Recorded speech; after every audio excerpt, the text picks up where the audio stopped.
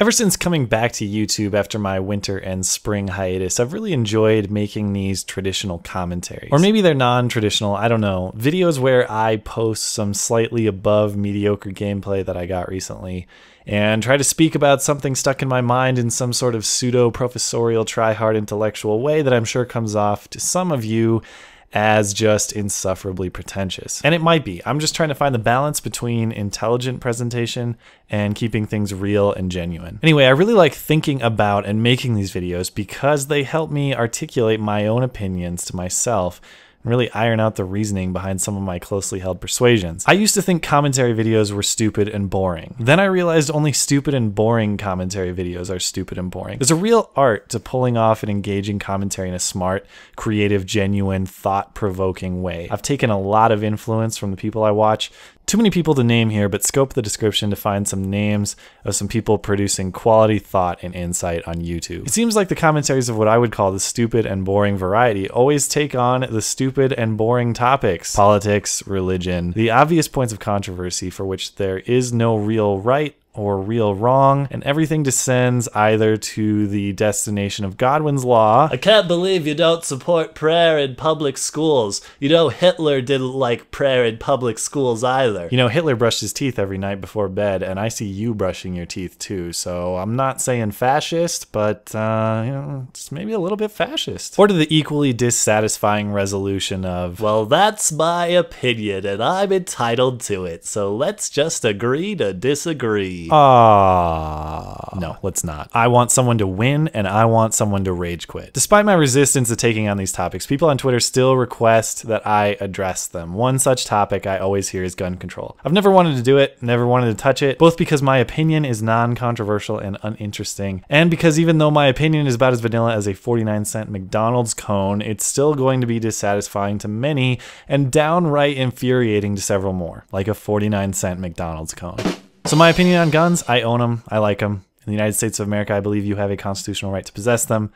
But no constitutional right is absolute, and all are subject to certain common sense restriction, and I don't see the right to bear arms as any different. I believe in common sense gun regulation, like crazy wackos should have a hard time getting them, or maybe, just maybe, not be allowed to get them at all. But to me, that's not interesting. In any contentious debate, I find the argument to be the point of interest. Above all, I'm loyal to reason, not ideology. With regard to guns specifically, there are a lot of cliche but downright awful arguments that get repeated without end. They do exist on both sides. I have a friend with a law degree from UC Berkeley, an accomplishment about which I am actually pretty jealous, who believes that all Second Amendment case law has been wrongly interpreted and applied, and that there is no such thing as a civilian right to bear arms. Most people would call me a political leftist, but I can't get with that. Anyway, the worst argument I want to address comes from the other side. The I should be able to take RPGs into Walmart if I want to crowd. Hey, I'm just exercising my constitutional rights like Abraham Washington wanted me to. Whether having casual conversation with friends about guns or listening to formal debate in the United States House or Senate,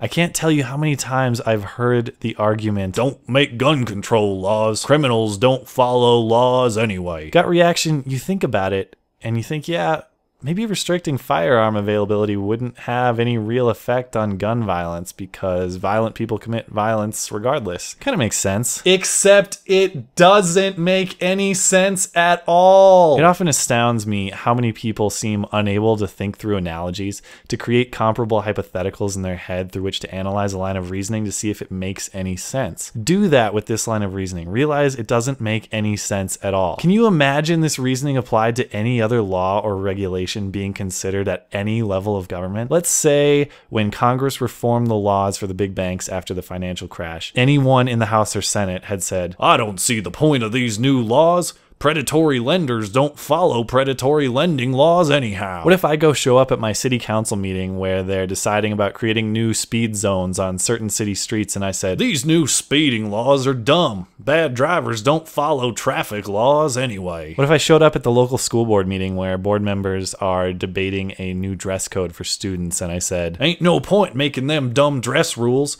Punk kids not gonna follow them anyway. I'd be a ridiculous person, that's why. Should we not have laws against murder? Killers still kill. Should we not have laws against theft? Thieves still steal. Should we not have laws against child abuse? Trolls still troll. In any other context outside of guns, the line of "let's not make laws, lawbreakers don't follow laws" is completely insane. Of course lawbreakers don't follow laws. That's what makes them lawbreakers, and that's why we prosecute them. Laws don't guarantee the discouraged behavior will disappear. That's not their realistic intention. The purpose of laws is to punish those who choose to engage in the discouraged behavior, and perhaps to deter those considering engaging in that discouraged behavior. Quite simply, if you buy the line of "gun laws are pointless, criminals don't follow laws anyway," in order to be consistent, you need to say all laws are pointless, because they'll never eliminate crime entirely. So let's just admit defeat, cancel our whole system of government, and abolish all laws,